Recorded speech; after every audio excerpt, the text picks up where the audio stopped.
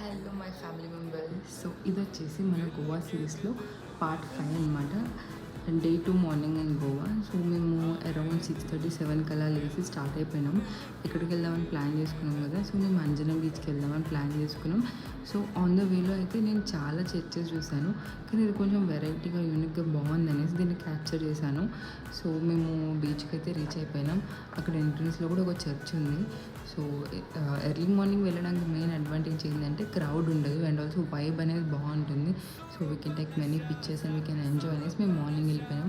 So చిన్న చిన్న activities చేసుకున్నాం. దట్ మా జర్నీ కూడా లైక్ శాండ్లో రాసాము, అది కొంచెం ఎంజాయ్ చేసినాం.